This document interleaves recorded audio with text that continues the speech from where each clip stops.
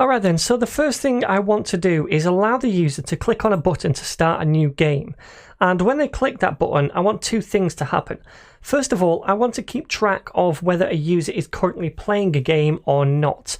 So maybe I'll create a boolean, a bit of data that is true or false, and it's true if they're currently playing and it's false if they're not, and then we can conditionally output different things dependent on that boolean. So that's the first thing. I want to keep track of when the user is playing after they click on that button, so it's going to go to true at that point. The second thing I want to do is start a timer for a random amount of time, maybe between 2 and 7 seconds or something like that. So each time we play the game, it's going to be a random amount of time, maybe 4.3 seconds the first time, 5.8 the second time, etc. Okay, so we're going to do those two things.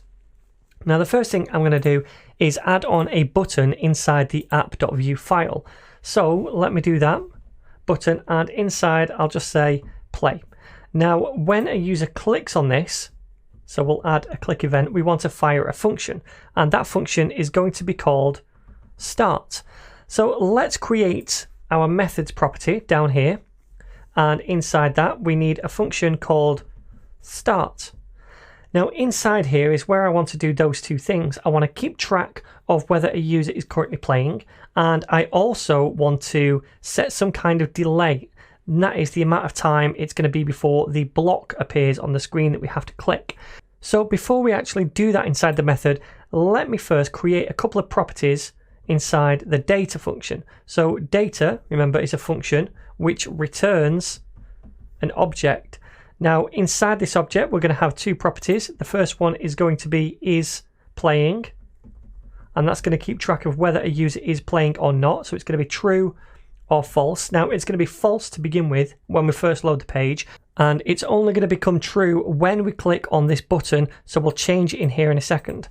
The second property is going to be the delay, and that is the amount of time that it's going to be before the block appears on the screen. So to begin with it's going to be null, but we're going to set that to be a random amount inside this start method. So the first thing I'll do is say this dot is playing and set that equal to true, because when they click on the button we're starting the game. The next thing I want to do is set the delay, and in fact I'll do that above is playing. So I'm going to say this dot delay is equal to something. Now I want this to be a random amount. Now what I'll do is say 2000, and this is in milliseconds, so that would be 2 seconds. So we'll have a 2000 millisecond base time, and that's the smallest amount this delay is going to be. But then we're going to add another random amount onto it. And to do that, we take the math object that's available to us in JavaScript and use the random method. That gets us a random number between 0 and 1, for example, 0.64327, right? And then what we want to do is times that by 5,000, and that will basically get us a random amount of milliseconds between 0 and 5,000 milliseconds. So then we're adding that to this 2000, so then the most it could be is 7,000 milliseconds, and the least it could be is 2,000 milliseconds, so between 2 and 7 seconds, right? So we're now updating that delay over here with that amount, and each time we start a new game it's going to be a different amount between 2 and 7 seconds. Okay, so they're the two things I wanted to do. Now what I'm going to do is just come down here and say console.log, and we'll just log out the delay. So this dot delay, like so. So if I come over here, I'm going to open up the console, and then I'm going to press play, and we should see a different number. So you see right here, this is milliseconds, so that would be 3.4 seconds. If I click again, it's a different number, 4.3 seconds, 6.3 seconds, etc. So every time they play a new game, we get a different amount of time that we're going to have to wait, so it's random. Okay then, so the next thing I want to do is flesh out this block that we're actually going to show on the screen. And this is going to be nested inside this app component right here. And we're going to pass in the delay. And so if we receive that as a prop inside this block component, then after that amount of time, we can eventually show the block. Now let's just start off by creating the template, the script and the style, and there is a shortcut for that. In VS Code I'm going to type in view and click on this top one right here, and that creates us the empty template, the script and the style. Okay, so inside this, I'm going to do a div with a class of block, and this is just to style it later on.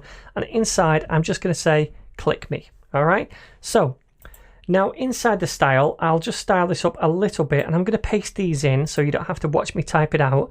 We're just targeting this div right here, giving it a width, a border radius of 20 pixels, a background color of this green, and then we also give it a color of white for the text inside it. We align that text to the center, give it a padding up and down of 100 pixels so it comes into the center vertically as well, the text, and then a bit of margin at the top and bottom as well. Alright, so that's pretty much all I want to do for now. In fact, we'll take in as a prop the delay as well. So remember to take in props, we add on a props property, and then this is an array of the different props we want to receive, and the prop I want to receive is the delay. Now over in the app component, I can import it now, so I'll say import, and it's the block component that I want from, and it's // to say the current directory, then into the components folder, then I want block.view. Okay, and we need to add this right here inside our components property, inside our app component. So now we can use it inside the template. So let's do that. I'm going to say we want to nest the block right here. So if I save this, we should see the block over here. Now we only want to show this if we're currently playing. So if is playing right here is true, not to begin with when we first load the page. So let me add on a viv to this, viv, and set that equal to is playing. So only when this is true will it show now. And if I save it, we don't see it, but if I click on the button, then we do see it. Eventually, we're going to have that delay, so it only shows after 4 or 5 seconds or whatever the delay is. But for now, that's fine. Now, remember, I also have to pass in that delay as a prop where we receive it right here. So let me do this by saying delay is equal to a value, and remember we want to bind some data to this because we want to pass in this property, and to do that we can say v-bind : or the shortcut just : which is what I'm going to do, like so, and then say I want to pass in the delay property, which is right here. So remember that will be a random number once we click on the start button. Let me get rid of this console log for now. Okay, so that's pretty much it. We're starting the game. When we click on this, we're creating a random amount of time and also setting is playing to true so that we show that block. And what I'd like to do next is work on the delay. But before I do that, I'm just going to add one more thing to this button, and that is the disabled property. So this is just an HTML attribute, a normal one without view, nothing to do with the view. And I'm going to bind data to this. So : disabled, and I want this button to be disabled when we're currently playing. So when is playing is true. So now the button will be disabled and we can't click it while this is true. So we can't start a new game while a game is currently going on. Hope that makes sense. Save it, and you can see while the game is going on, I can't click it again. If I refresh, we see it. As soon as I click it, it becomes disabled because is playing is true. All right, cool. So that's kind of the basic setup. We've started a new game, and next we need to work on that delay. And to do that, we're going to have to look at lifecycle hooks in Vue.